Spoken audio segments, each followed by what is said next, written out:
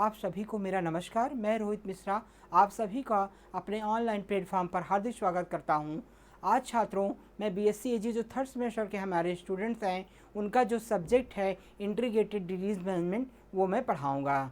तो पिछली क्लास से मैं जो है वो आपको इंटीग्रेटेड डिजीज़ मैनेजमेंट का इंपॉर्टेंस बताया था। आज की क्लास में जो है आपको मैं इंटीग्रेटेड डिजीज़ मैनेजमेंट का प्रिंसिपल्स क्या है, यानी एकीकृत पादप रोग प्रबंधन का सिद्धांत जो है वो क्या है वो मैं आपको बताऊंगा। तो जिस प्रकार से किसी रोग का प्रभाव जो है वो फसलों पे होने के पहले या होने के पश्चात किस प्रकार की रणनीति अपनाएं, कौन कौन सी विधियां अपनाएं, कौन कौन से सिद्धांत को अपनाएं जिससे हम फसलों को रोगों के प्रभाव से जो है वो कम कर सकें या बचा सकें, इसके बारे में जो है वो बताऊंगा। तो आइए छात्रों, इसी के साथ मैं अपनी क्लास को जो है वो प्रारंभ करता हूं। जैसा कि आप लोग स्क्रीन पर देख पा रहे होंगे कि principles of plant disease management, यानी आपके जो है वो principles of plant disease management करें या principles of integrated plant disease management करें, दोनों जो है वो एक ही है। तो किस प्रकार से जो है वो आपके पादप रोग प्रबंधन के जो है वो कौन कौन से सिद्धांत हैं ये मैं आपको बताऊंगा। तो पादप रोग प्रबंधन के जो है वो प्रमुख जो है वो आपके कुछ सिद्धांत हैं जिसको मैं आपको जो है वो समझाऊंगा। तो सबसे पहला जो सिद्धांत है वो जो है आपका बचाव या एवाइडेंस। तो एवाइडेंस या बचाव जो होता है उसमें जो है किस प्रकार से हम पादप रोगों का जो है वो प्रबंधन जो है वो करते हैं। तो इसमें क्या करते हैं कि हम फसलों में रोगों के प्रभाव के आने के पहले ही जो तमाम प्रकार के जो एवाइडेंस हैं, यानी रोग के फसलों में रोग का प्रभाव को कम करने के लिए कौन कौन से एविडेंस हैं उसका उपयोग जो है वो करते हैं। तो यानी आपका जो है वो जैसे आपका भौगोलिक क्षेत्र हो गया, उचित क्षेत्र का चयन करना, आपका रोपण का समय, रोग से बचने वाली किस्में, कीट वाहक और बेड होस्ट जो है वो बचाव की जो है वो विधियां शामिल की गई हैं। यानी आपका जो आपके जो बचाव या एविडेंस का जो प्रिंसिपल है उसके अंतर्गत हम जो है वो जो आपके रोग का प्रकोप फसल पे होने से फसल को बचाने के लिए तमाम प्रकार के जो आपकी क्रियाएं हैं, जैसे भौगोलिक क्षेत्र का चयन, इस प्रकार के भौगोलिक क्षेत्र का चयन करना चाहिए जिससे रोग का प्रभाव जो है फसल पे कम हो पाए। जो कुछ ऐसा जियोग्राफिकल एरिया हो जहाँ पर हम फसल को लें, वहाँ पर रोग का प्रभाव जो है फसलों पे कम हो। जैसे कुछ क्षेत्र ऐसे होते हैं, जैसे जो निचले क्षेत्र होते हैं, ह्यूमिड रीजन होते हैं, जो मॉइस्चर वाले क्षेत्र होते हैं, तलहट के क्षेत्र होते हैं, वहाँ जब हम फसलों को लेते हैं तो वहाँ पर रोगों का प्रभाव होने की संभावना ज़्यादा होती है, क्योंकि जो है वो मॉइस्चर होती है वहाँ पर रोग जो है ज़्यादातर पनपते हैं। और जो ऊपरी क्षेत्र होते हैं, यानी जहाँ पर जो है वो ह्यूमिड रीजन, सम ह्यूमिड रीजन जो होते हैं, वहाँ पर रोगों का प्रभाव जो है वो कम होता है। तो कुछ जियोग्राफिकल एरिया ऐसे होते हैं जहाँ पर रोगों का प्रभाव जो है वो अलग अलग होता है। इसके अलावा जो है वो उचित क्षेत्र का चयन, यानी जो हम फील्ड का सिलेक्शन कर रहे हैं वो हम उचित फील्ड का सिलेक्शन किस प्रकार से करें, यानी जहाँ पर हम फसल को उगा रहे हैं जिस क्षेत्र में, वो जो है वो बिल्कुल प्रॉपर जो है वो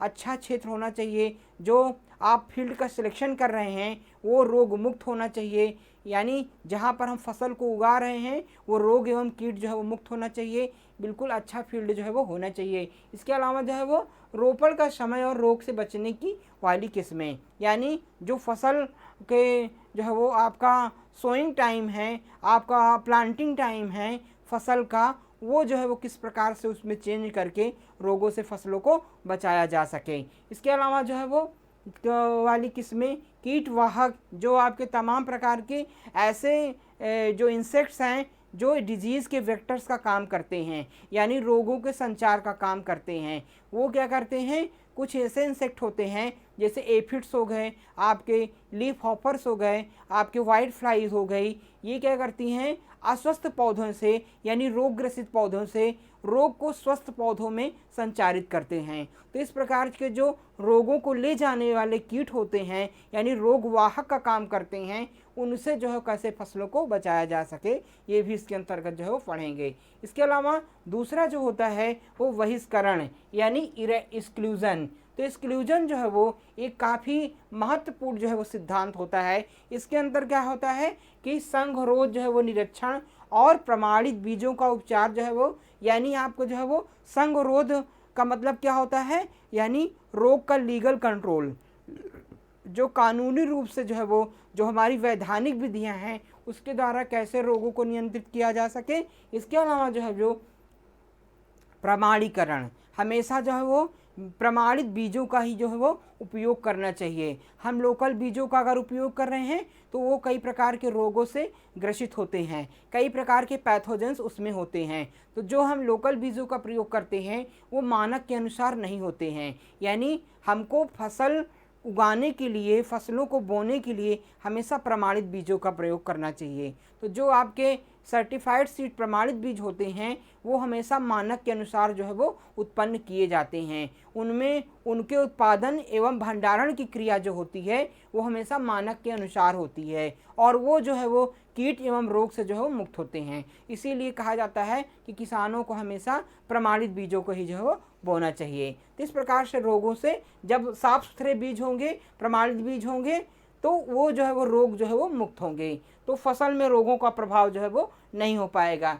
इसके अलावा जो है वो तीसरी जो हमारी प्रिंसिपल है वो उन्मूलन है। उन्मूलन को इंग्लिश में क्या कहते हैं, इरेडिकेशन। इरेडिकेशन जो है, इरेडिकेशन जो होती है उसमें क्या होता है, फसल चक्र, स्वच्छता, रॉगिंग, मृदा उपचार, रोगग्रस्त पौधों की सामग्री का ताप और रासायनिक उपचार जो है वो विधियां जो है उपयोग की जाती हैं। तो इरेडिकेशन के अंदर हो गया क्रॉप रोटेशन, हो गया सैनिटाइजेशन, हो गया रॉगिंग, हो गया सॉइल ट्रीटमेंट, हो गया और रोगग्रस्त जो पौधे होते हैं उनका जो है वो टेम्परेचर ट्रीटमेंट हो गया, यानी केमिकल्स उपचार हो गया। इस प्रकार के जो ट्रीटमेंट किए जाते हैं वो उन्मूलन या इरेडिकेशन के अंतर्गत जो है वो आते हैं। इसके अलावा जो है वो अगली जो विधि है, यानी चौथी जो विधि है आपके, जो चौथा जो प्रिंसिपल है वो होता है प्रोटेक्शन, यानी सुरक्षा। सुरक्षा के अंतर्गत क्या है, यानी रोगों का, जैसे जब रोग का प्रकोप जो है फसल में हो जाता है तो उसके बाद पहले हमको जो है वो रोगों को नियंत्रित करने के लिए, उनको सुरक्षा प्रदान करने के लिए हमको कई प्रकार के रासायनिक उपचार जो है वो किया जाता है।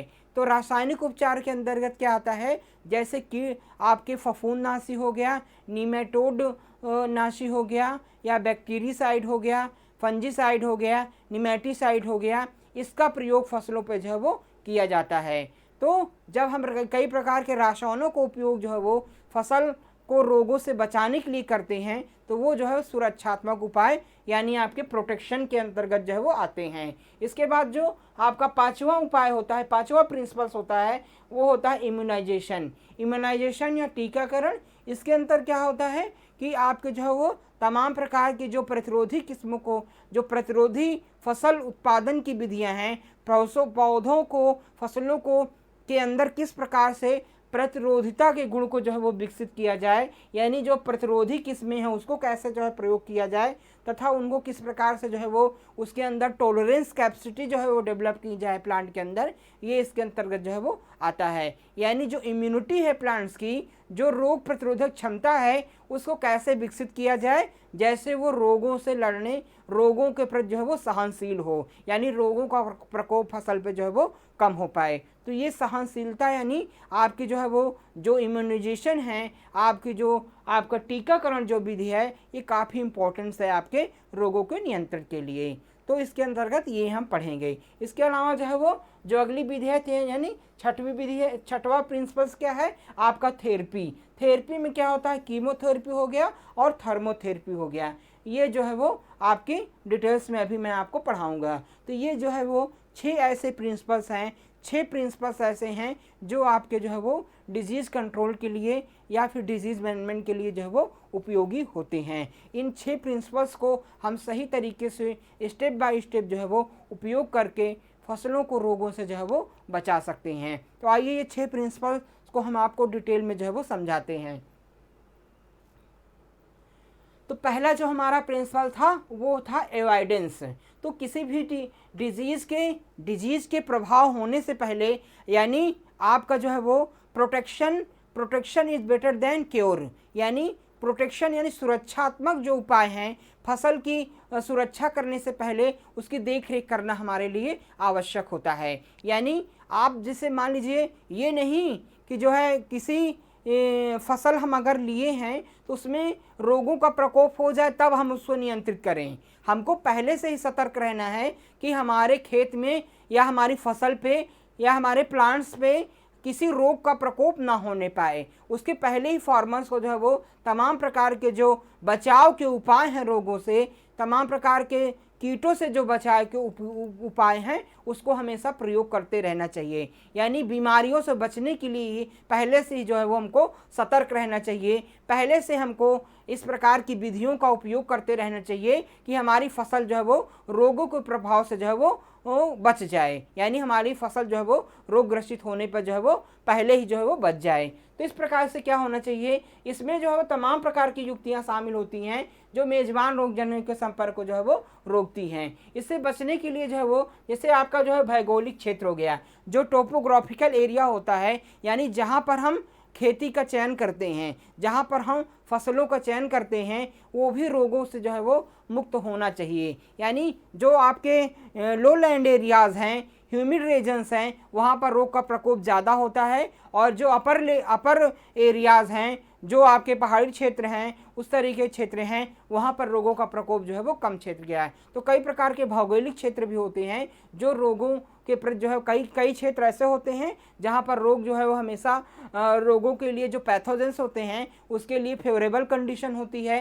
भाई कोई पैथोजेंस तभी डेवलप करेगा जब उसके लिए फेवरेबल कंडीशन होगी, फेवरेबल इन्वायरमेंट होगा, और जहाँ पर उसको फेवरेबल इन्वायरमेंट नहीं मिलेगा वहाँ पर वो डिजीज़ जो है वो डेवलपमेंट जो है वो नहीं करेगा। तो उसी क्षेत्र में हमको जहाँ पर हम फसल को उसी क्लाइमेट को चयन करना चाहिए जहाँ पर रोगों का प्रभाव फसलों पे जो है वो कम हो पाए। इसके अलावा जो है वो इसका चयन करना चाहिए, और खेत का चयन जो है वो हमेशा फसल को उगाने के लिए साफ सुथरे खेत का चयन करना चाहिए। जो खेत होना चाहिए, जो आपका फील्ड होना चाहिए, वो अच्छे ड्रेनेज होना चाहिए, यानी पानी का जल निकास सिस्टम अच्छा होना चाहिए, और खेत जो है वो आपका साफ़ सुथरा होना चाहिए, किसी प्रकार के रोग ग्रसित नहीं होना चाहिए। जो मिट्टी होनी चाहिए वो बिल्कुल रोग से जो है मुक्त होनी चाहिए, आपकी अन्य किसी रोग का प्रभाव जो है वो नहीं होना चाहिए। उसकी थोड़ा सा आपको हिस्ट्री मिट्टी की देख लेना है कि इसके पहले उसमें कौन सी फसल ली गई है, वो किसी रोग से तो प्रभावित नहीं हुई थी।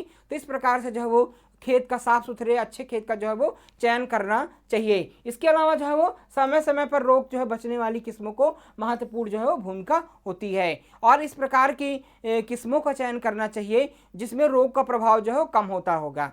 तो इस प्रकार से हमेशा जो है किसान को प्रमाणित बीजों का उपयोग करना चाहिए जो सर्टिफाइड सीड्स हैं, और सीड्स को वहीं से परचेज करना चाहिए जो प्रमाणित संस्थाएं हैं, यानी जो लाइसेंस प्राप्त संस्थाएं हैं, दुकानें हैं, वहीं से किसानों को जो है वो बीज जो है वो प्राप्त करना चाहिए। इसके अलावा जो है वो उन्हीं किस्मों का प्रयोग करना चाहिए जिसमें रोगों का प्रभाव जो है वो कम हो सके। तो हमेशा उन्नतशील किस्मों को ही फसल को जो है वो बोना चाहिए। तो इस प्रकार से हम जो है वो रोगों से जो है फसल को बचाव जो है कर सकते हैं। जैसे आप इसमें इमेज में देख रहे होंगे कि देखिए अलग अलग जो है वो रोज़ में जो है वो अलग अलग क्रॉपिंग सिस्टम को जो है वो अपनाया गया है, और एक निश्चित दूरी रखी गई है। जैसे मान लीजिए किसी रोज़ में किसी फसल में कोई रोग का प्रभाव होता है तो उसका प्रभाव जो है अगली फसल में ना होने पाए। तो इस प्रकार से हम जो है वो एवॉइडेंस करके फसल को जो है वो रोग से जो है वो मुक्त कर सकते हैं। या फिर जो है वो जैसे एक रोग होता है एंथ्राक्नोज डिजीज होता है, वह जो है वो एक क्षेत्र का आम होता है। इसी प्रकार से स्मट डिजीज ऑफ बाजरा होता है, बाजरे का स्मट रोग होता है, और अर्गट डिजीज होता है, वो क्षेत्रों की गंभीर समस्या होती है और फसल फूल आने के दौरान लंबे समय तक वर्षा होती है। यानी जो आपका जो है वो बाजरे का जो अर्गट डिजीज होता है, स्मट डिजीज होता है, इसका प्रभाव तब होता है जब जो है बरसात लंबे समय तक होती है। तो जहाँ पर ज़्यादा बरसात होती है, जिस क्षेत्र में ज़्यादा वर्षा होती है, वहाँ पर इस रोग का प्रकोप जो है वो ज़्यादा देखा गया है। तो उसी जहाँ पर ज़्यादा बरसात होती है वहाँ पर बाजरे की फसल जो है वो ज़्यादा नहीं लेनी चाहिए क्योंकि वो रोग ग्रसित हो जाती है। इसके अलावा जो है वो किसी फसल की सफल खेती काफ़ी हद तक जो है वो उचित क्षेत्र के चयन पर जो है वो निर्भर करती है।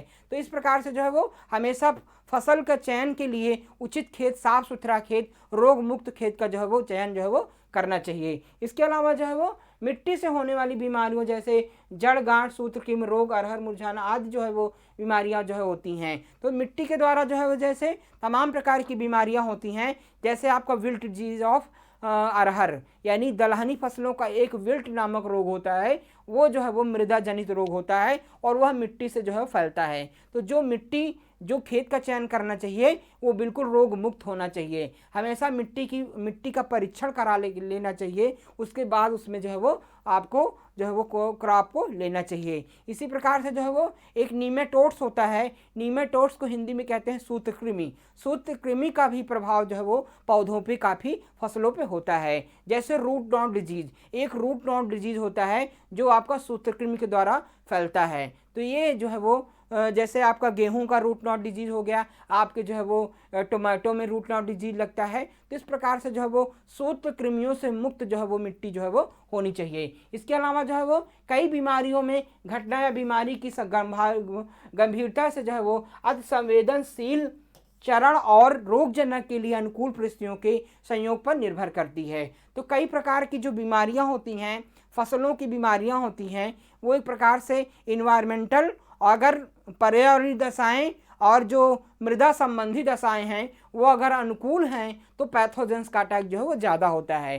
तो किसी भी पैथोजेंस के ग्रोथ एंड डेवलपमेंट के लिए जो है वो इन्वायरमेंटल कंडीशन और जो भी आपके जो है वो पैथोजेंस की कंडीशन, ये सारी जो है वो रोग के फैलाव के लिए अच्छी जो है वो मानी जाती हैं। तो हमेशा जो है वो क्रॉप को कहीं पर भी हम फसल को उगाने से पहले वहाँ की इन्वायरमेंटल कंडीशन को, वहाँ की सॉइल कंडीशन को, ये सारी चीज़ें जो है वो देख करके तभी हमको जो है वो फसल को वहाँ पर लेना चाहिए। इसके अलावा जो है वो अगली जो हमारी इसे रोपण बुआई की तारीख में परिवर्तन करके जो है वो प्राप्त किया जा सकता है। तो जैसे कुछ जो है वो आपके रोग ऐसे होते हैं जो जिसका जो है वो अगर हम उसको, जैसे आपका चने का विल्ट होता है, चने में जो विल्ट डिजीज होता है, अगर हम चने की अर्ली सोइंग करते हैं, समय से मतलब पहले बुआई कर देते हैं, तो उसकी कटाई जो है जब हार्वेस्टिंग के टाइम पे ज़्यादातर विल्ट डिजीज का प्रकोप होता है, तो हार्वेस्टिंग की क्रिया जो होती है वो पहले हो जाती है, जिससे विल्ट का प्रकोप जो है वो नहीं हो पाता है।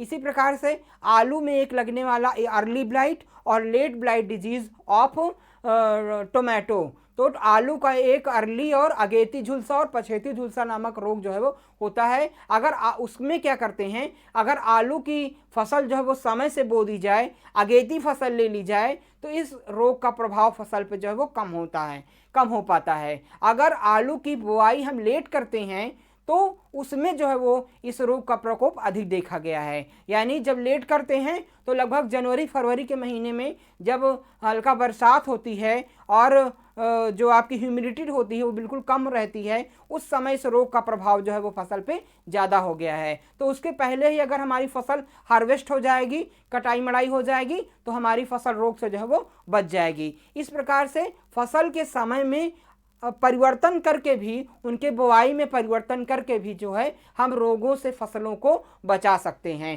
तो ये हो गया, ये सारी जो मैंने टेक्निक्स बताई ये होता है उनके बचाव के तरीके, इसको हम एवॉइडेंस के नाम से जानते हैं। दूसरा जो प्रिंसिपल्स है वो होता है इरेडिकेशन। इरेडिकेशन में क्या होता है कि रोगजनक को एक बार पौधे या खेत में स्थापित हो जाने पर जो है वो खत्म करना होता है, इसके द्वारा पूरा किया जा सकता है। तो उन्मूलन मानी इरेडिकेशन। इरेडिकेशन में क्या होता है, यदि पैथोजेंस का अटैक हमारी फील्ड पे हो गया है, यानी आपके फील्ड पे अगर रोगों का प्रभाव हो गया है, पैथोजेंस बैक्टीरिया फंगस वायरस का प्रभाव हो गया है, तो उनके प्रभाव को किस प्रकार से कम किया जा सके, ये इसका अध्ययन हम उन्मूलन के अंतर्गत जो है वो करते हैं। तो इसमें क्या करते हैं, जैसे आपके जो है वो फसलों में बैगिंग करना, पैकिंग करना, जैसे आपके इस प्रकार से आप देख रहे होंगे केले की फसल में पॉलीथीन बैग्स को किस प्रकार से जो है वो लगाया गया है, जिसमें इसमें जो तमाम प्रकार की जो बीमारियां होती हैं, आपके इंसेक्ट होते हैं, इंसेक्ट वेक्टर्स जो रोगों को फैलाते हैं, उससे फसल को बचाया जा सके।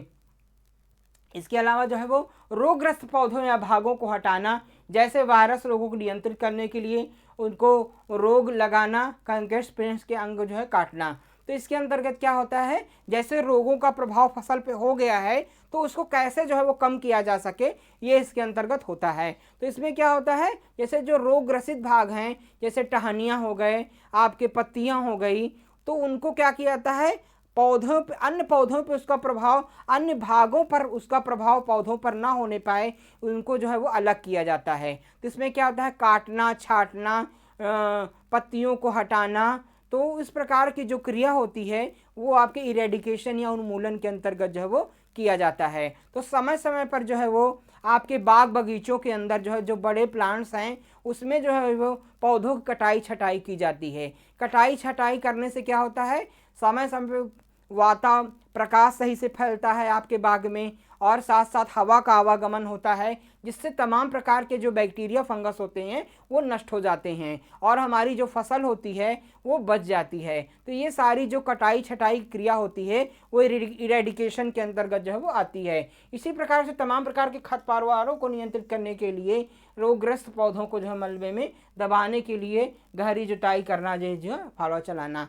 तो इसके इरेडिकेशन के अंदर क्या होता है, तमाम प्रकार के जो फसल होती हैं, फसलों के बीच में तमाम प्रकार के जो खरपतवार होते हैं, जिसको हम वीड्स कहते हैं, उसको अलग किया जाता है, तो उनको इरेडिकेट किया जाता है। तो जो खरपतवार होते हैं, वीड्स होते हैं, ये जो है क्या करते हैं, ये आपके रोगों को एवं कीटों को जो है वो आश्रय प्रदान करने का काम करते हैं। जैसे जब हमारी फसल जो है वो कट जाती है, तो फसल जब कट जाती है तो उस पैथोजेंस के लिए भोजन कहाँ से मिलता है, यही खरपतवारे पे वो फंगस, बैक्टीरिया, वायरस जो है वो जीवित रहते हैं, और जब फिर अगले वर्ष हम फसल को उगाते हैं तो पुनः उनका प्रभाव उस पर जो है वो शुरू हो जाता है। जैसे मान लीजिए जो स्मट डिजीज होता है आपका बाजरा का, या फिर जो रस्ट डिजीज होता है आपका व्हीट का रस्ट यानी गिरवी रोग जो होता है गेहूं का, उसके जो स्पोर्स होते हैं वो इन्हीं, जब गेहूं की फसल काट ली जाती है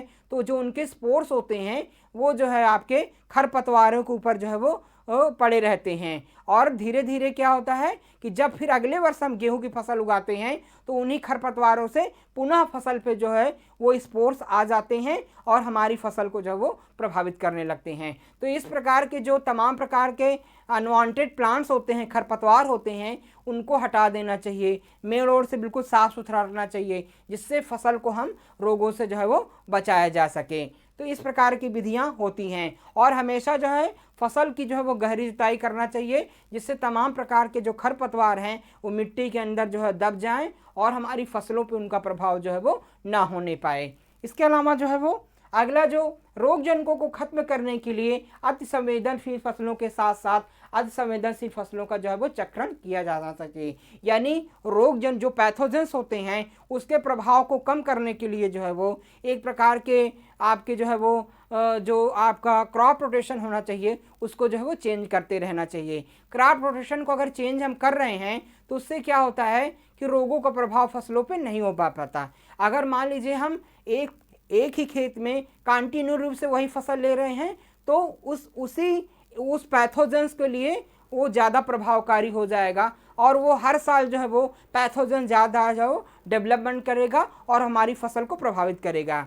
तो अगर हम अगले वर्ष दूसरा कुछ उगा रहे हैं, मान लीजिए हम किसी खेत में हमेशा हर साल गन्ना ले रहे हैं, तो गन्ने के जो रोग होंगे वो ज़्यादा बढ़ने लगेंगे। अगर हम एक साल गन्ना उगाए, एक साल उसमें आलू ले लिए, एक साल मक्का ले लिए, तो इस प्रकार से उस जो गन्ने का जो पैथोजेंस है वो मर जाएगा और वो अगली फसल पे उसका प्रभाव जो है वो नहीं होने पाएगा या कम हो जाएगा। तो इस प्रकार से फसल चक्रण को चेंज करके हम रोगों से जो है फसल को बचा सकते हैं। इसके अलावा कीटाणु रोधक आमतौर पर रसायनों द्वारा, कभी कभी गर्मी उपचार द्वारा किया जाता है। तो तमाम प्रकार के जो है वो आपके ट्रीटमेंट्स होते हैं, जैसे आपका सॉइल ट्रीटमेंट हो गया, सीड ट्रीटमेंट्स हो गया, और तमाम प्रकार के आपके टेम्परेचर, हाई टेम्परेचर ट्रीटमेंट हो गया, कोल्ड टेम्परेचर ट्रीटमेंट हो गया, या फिर सोलर ट्रीटमेंट हो गया सॉइल का। तो कई प्रकार के ट्रीटमेंट से भी हम रोगों से फसल को जो है वो बचा सकते हैं। इसके अलावा फफूंदी मसूल से तमाम प्रकार के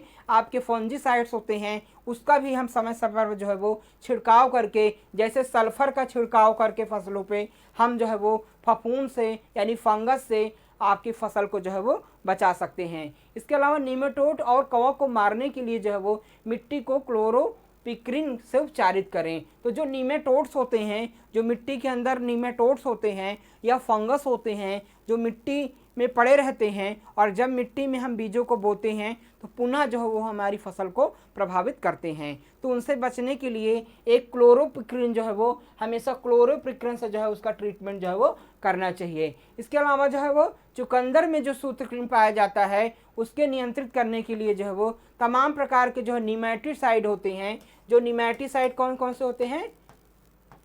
निमेटिसाइड्स यानी चुकंदर की फसल में जो सूत्रकृमि होता है, निमेटोड्स होता है, उसके प्रभाव को कम करने के लिए कुछ निमेटिसाइड होते हैं जिसको हम निमेटोड्स कीटनाशक के वो निमेटोड्स नाशक के नाम से जानते हैं। वो जो है वो आपके जैसे टेलोनोसिकेन, टेमिक 15G, काउंटर 15 या 20G जो है उसका इस्तेमाल जो है वो मिट्टी में यानी आपका सॉइल ट्रीटमेंट में जो है वो उपयोग जो है वो करना चाहिए। किसके लिए करना चाहिए? सॉइल ट्रीटमेंट्स में।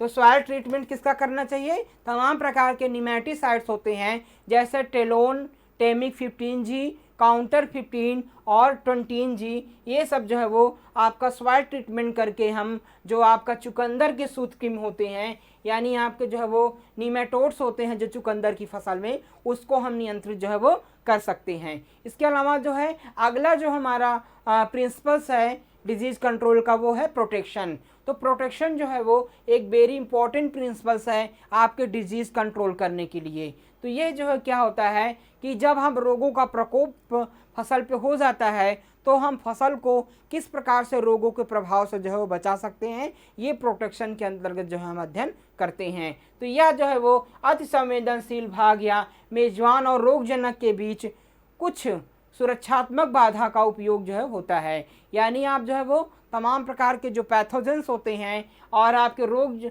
और जो पैथोजेंस के जो सुरक्षात्मक उपाय हैं वो प्रोटेक्शन के अंतर्गत जो है वो किए जाते हैं। ज़्यादातर मामलों में कवक बीजाणुओं के आगमन से पहले पौधे पर एक सुरक्षात्मक स्प्रे धूल जो है वो लगाया जाता है। यानी जैसे मान लीजिए किसी फसल में रोगों के प्रभाव को रोगों के आक्रमण से पहले ही हम जो है वो एक प्रकार के जो है वो फंजीसाइड्स के लेयर को जो है वो फसल पे स्प्रे कर देते हैं। यानी मान लीजिए अगर किसी रोग के प्रभाव होने की संभावना होती है तो उसके पहले ही जो है हम कुछ फंजीसाइड्स का स्प्रे वगैरह फसल पे जो है वो कर देते हैं। उसे जो है वो आपके ये आपके सुरक्षात्मक उपाय जो है वो होते हैं। या फिर आपके जो है वो तमाम प्रकार के जो फंगस के स्पोर्स होते हैं उसका आगमन अगर हो गया है, उनके लक्षण अगर दिखाई दे रहे हैं, तब हम जो है वो तमाम प्रकार के फंजीसाइड्स का उपयोग जो है वो कर देते हैं। ये प्रोटेक्शन के अंतर्गत आता है। मान लीजिए लीव्स पे जो है वो कुछ आपके धब्बे दिखाई दे रहे हैं, लीफ स्पॉट्स दिखाई दे रहे हैं, तो उस पर तुरंत हम फंजीसाइड्स का जो है वो इस्तेमाल कर रहे हैं। तो ये आपका प्रोटेक्शन के अंतर्गत जो है वो आता है। कभी कभी यह कीटों या अन्य टीकाकरण एजेंटों को मारकर जो है वो प्राप्त किया जाता है। तो ये कई प्रकार के जो है वो जो आपके ये ट्रीटमेंट्स के जो आपके ट्रीटमेंट के जो तरीके होते हैं, जैसे फंजीसाइड्स हो गया, आपके बायोलॉजिकल एजेंट्स हो गए, ये कभी कभी कई प्रकार के जीवों से जो है वो प्राप्त जो है वो किए जाते हैं। कभी कभी यह जो है वो तमाम प्रकार के विंड ब्रेक्स या अन्य यांत्रिक अवरोध के निर्माण द्वारा प्राप्त जो है वो किए जाते हैं। यानी ये जो है वो तमाम प्रकार की जो मैकेनिकल मेथड्स हो गए, अन्य मेथड्स हो गए, उसके द्वारा ये आपके जो है वो जो आपके प्रोटेक्शन एजेंट्स होते हैं ये जो है वो प्राप्त किए जा सकते हैं। और कवकनाशी स्प्रे जो सुरक्षात्मक एजेंट के रूप में जो है वो कार्य करते हैं, उनका उपयोग कई प्रकार के रोगों को नियंत्रित करने के लिए किया जा सकता है। यानी आपके जो फंजीसाइड होते हैं, बैक्टीरियासाइड होते हैं, निमेटिसाइड होते हैं, ये एक प्रकार के प्रोटेक्शन के काफ़ी महत्वपूर्ण एजेंट्स होते हैं। इनका प्रयोग जो है वो फसलों में रोगों के प्रभाव को कम करने के लिए जो है वो किया जाता है। यानी फसलों को रोगों से सुरक्षा प्रदान करने के लिए हम जो है वो तमाम प्रकार के जो रासायनिक जो है वो आपके कवकनाशी होते हैं, आपके जो है वो निमेटोड नाशी होते हैं, आपके बैक्टीरियल नाशी होते हैं, उसका उपयोग जो है हम जो है वो करते हैं। तो ये आपके प्रोटेक्शन के रूप में जो है वो उपयोग जो है वो किए जाते हैं। और सुरक्षात्मक कवकनाश को सिद्धांत संक्रमण के प्राकृतिक क्रम में जो बाधित करना होता है। तो ये जो आपके प्रोटेक्शन एजेंट्स होते हैं, जो एक तमाम प्रकार के रसायन होते हैं जो फसलों को रोगों से बचाने का काम करते हैं, इनको हम एक इंटीग्रेटेड फॉर्म में उपयोग करते हैं और ये जो है वो पैथोजेंस की क्रियाशीलता को बाधित करने के लिए उपयोग किए जाते हैं। और हमारे जो है वो इन्वायरमेंटल जो हमारी कंडीशंस हैं, पर्यावरणीय की कंडीशंस हैं, प्राकृतिक कंडीशंस हैं, उसको ध्यान में देते हुए ही इनका उपयोग हमको जो है वो करना चाहिए। इसके अलावा जो है वो जो अगला आपका सिद्धांत है प्लांट प्रोटेक्शन का, वो है टीकाकरण या रोग प्रतिरोधकता, यानी इम्यूनाइजेशन डिजीज रेजिस्टेंस। तो हमने आपको छोटे शॉर्ट में पहले बताया था इम्यूनाइजेशन, जिसको हम टीकाकरण या फिर डिजीज रेजिस्टेंस के नाम से जानते हैं। तो इम्यूनाइजेशन क्या होता है कि प्लांट्स के अंदर ऐसी कैपेसिटी को डेवलप किया जाए, उनके अंदर प्रतिरोधक क्षमता को डेवलप किया जाए, जिससे फसल के अंदर, प्लांट्स के अंदर रोगों का प्रभाव जो है वो कम से कम जो है हो, यानी पौधों के अंदर रोगों से लड़ने की क्षमता जो है वो विकसित करना, कि अगर रोगों का प्रभाव फसल पे हो भी जाता है तो रोग उतना ज़्यादा प्रभाव अपना फसल पे डाल ना सके, फसल जो है वो उसके अंदर इतनी क्षमता हो कि वो रोग से जो है वो ज़्यादा प्रभावित ना हो सके और जो है वो फसल अपने आप को जो है वो रोगों से बचा सके। तो कई प्रकार की जो है वो रोग प्रतिरोधी सहनशील किस्में रोग से होने पर नुकसान जो है कम करने का सबसे सस्ता जो है वो आसान और सबसे प्रभावी जो है वो तरीका होता है। तो कई प्रकार की रोग प्रतिरोधियों को विकसित करना, रोग प्रतिरोधी किस्मों का प्रयोग करना बुआई के लिए। अगर हम रोग प्रतिरोधी किस्म को बो रहे हैं तो हमको किसी प्रकार का जो है वो नुकसान नहीं होने पाएगा और सबसे आसान तरीका होगा कि फसल को जो है वो रोगों एवं कीटों से जो है वो बचाया जा सके। इसके अलावा जो है वो ऐसी किस्मों का चयन किया जाना चाहिए जिसमें एक या अधिक रोग जीवों के प्रति प्रतिरोध सहनशीलता हो। हमेशा फसल ऐसी बुआई की ऐसी किस्मों को जो है बोना चाहिए जो है किसी विशेष रोग के प्रति जो है वो सहनशील हो, यानी जो मुख्य रोग होता है उसके प्रति जो है उसमें सहनशीलता हो। जैसे मान लीजिए हम गन्ने की फसल ले रहे हैं तो गन्ने का जो मुख्य रोग होता है वो लाल सड़न होता है, रेड रॉट डिजीज। तो रेड रॉट डिजीज के प्रति जो रेजिस्टेंस हो, जो प्रतिरोधी किस्म हो, उसी को हमको बोना चाहिए, जिससे जो है वो रेड रॉट का प्रकोप जो है वो फसल पे ना होने पाए। तो इस प्रकार की किस्मों का हमेशा जो है वो प्रयोग करना चाहिए। और कुछ बीमारियों जैसे मिट्टी जनित, संवहनीय विल्ट और वायरस के लिए जो है प्रतिरोधी किस्मों का उपयोग नियंत्रण सुनिश्चित करने का जो है वो एकमात्र साधन होता है। तो कुछ जो है वो ऐसी बीमारियां होती हैं जैसे मृदा जनित बीमारी हो गई, सॉइल बॉर्न डिजीज हो गया, वायरल बीमारी हो गई जो संक्रामक बीमारी होती है, एक अस्वस्थ पौधे से स्वस्थ पौधे में जो फैलती है। तो ये सब जो घातक बीमारियां हैं, इनके सुरक्षा, इनसे फसल को बचाने के लिए हमेशा प्रतिरोधी किस्मों का ही उपयोग ज़्यादातर जो है वो करना चाहिए। जैसे एक टोमेटो लीफ कर्ल डिजीज होता है आपके जो है वो टमाटर की खेत में, तो टमाटर का जो TLC रोग होता है, ये एक प्रकार की वायरल जो है वो बीमारी होती है जो वाइट फ्लाई के द्वारा जो है वो एक प्लांट से दूसरे प्लांट में जो है वो स्थानांतरित होती है। तो इसके बचाव के लिए हमेशा जो है वो आपके रेजिस्टेंस वेराइटीज़ को जो है वो प्रयोग करना चाहिए बुआई के लिए, जिससे इस फसल से इस रोग से जो है फसल को बचाया जा सके। इसके अलावा जो है वो प्रतिरोधी किस्मों के प्रमाणित बीज व्यावसायिक रूप से जो है उपलब्ध और बेचे जाते हैं। तो हमेशा फसलों को प्रतिरोधी किस्मों के लिए जो है वो प्रमाणित बीजों का ही उपयोग जो है वो करना चाहिए। साथ ही साथ जो है वो रोगों के प्रतिरोधी पौधों की किस्मों का उपयोग तमाम प्रकार की जो आपके रोग हैं, जैसे आपका रस्ट डिजीज ऑफ व्हीट हो गया, blight disease, late blight, early blight disease of potato हो गया, आपका बैक्टीरियल ब्लाइट डिजीज हो गया राइस का। तो तमाम प्रकार की जो घातक बीमारियां हैं, इनसे बचने के लिए जो है वो तमाम प्रकार की प्रतिरोधी किस्मों को ही जो है वो बोने के लिए फसल में प्रयोग जो है वो करना चाहिए। इसके अलावा जो है वो अगला जो सिद्धांत है इसका जो है वो चिकित्सा।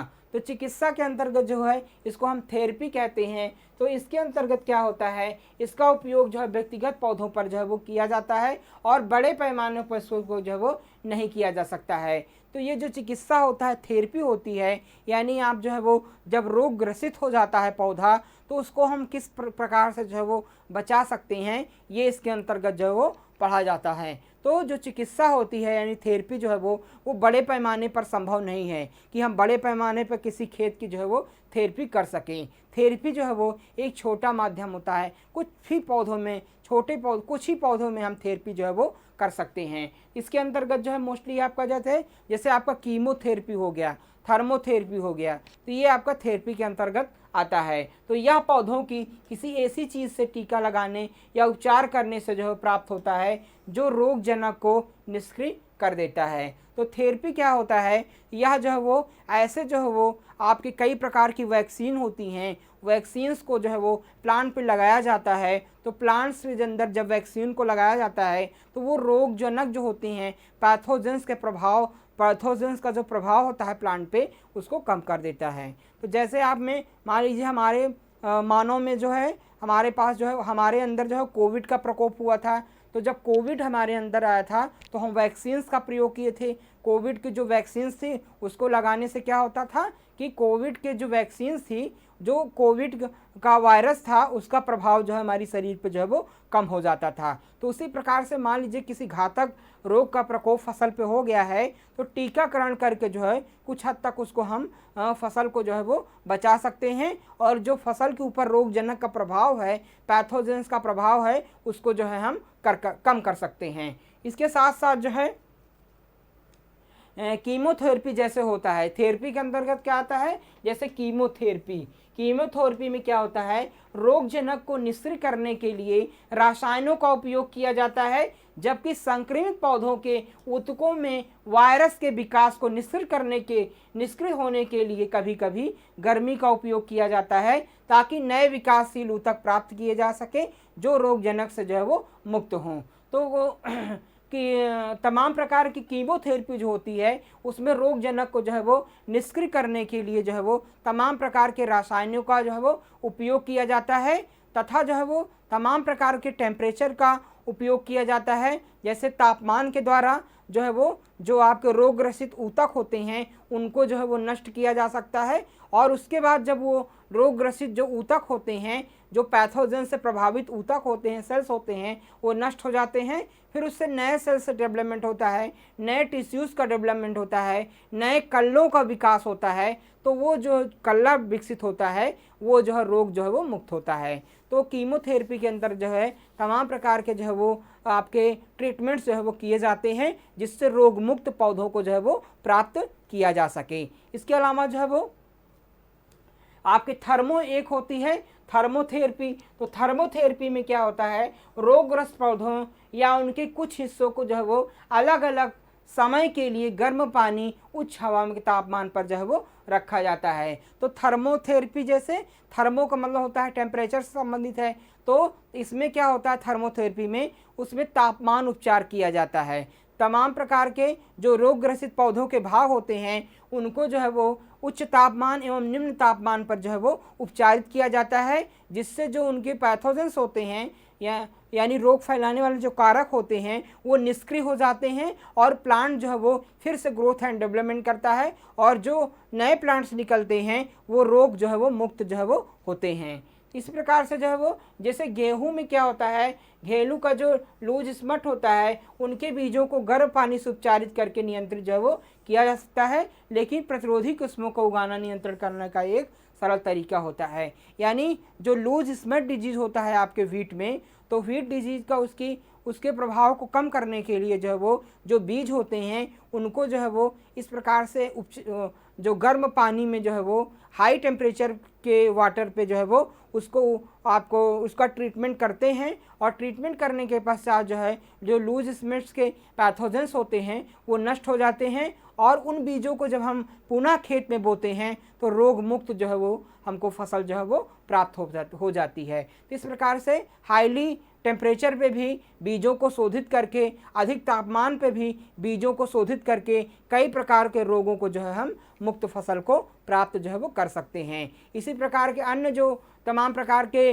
ब्लाइट डिजीज़ होते हैं, जैसे आपके जो है वो आपके आलू में भी कई प्रकार के ऐसे पैथोजेंस होते हैं जिनको जो है वो गर्म तापमान पे जो है वो गर्म पानी का उपचार करके जो है वो उनके पैथोजेंस को नष्ट किया जा सकता है और उनके बीजों को जो है वो रोग मुक्त करके हम रोग मुक्त फसल को जो है वो प्राप्त जो है वो कर सकते हैं। इस प्रकार से हाई टेम्परेचर के द्वारा भी हम रोगों को जो है वो नियंत्रित कर सकते हैं। तो इस प्रकार के जो है वो कई प्रकार की विधियां हैं जिसके द्वारा हम जो है वो रोगों को जो है वो नियंत्रित कर सकते हैं। तो ये आज जो मैंने पढ़ाया ये आपके डिजीज़ मैनेजमेंट्स के जो है प्रमुख जो है वो सिद्धांत हैं, यानी रोग नियंत्रण के जो है वो प्रमुख सिद्धांतों के बारे में आपको जो है बताया। तो ये सारे जो आपके प्रिंसिपल्स थे ये काफ़ी इंपॉर्टेंस हैं आपके जो है वो एग्ज़ाम पर्पस से। एक एक पॉइंट्स को बिल्कुल आप जो है वो ध्यान से पढ़ेंगे। तो आज की क्लास में छात्रों बस इतना ही। नेक्स्ट क्लास में हम नए टॉपिक के साथ आपसे जो है फिर मिलेंगे। आप सभी का बहुत बहुत धन्यवाद।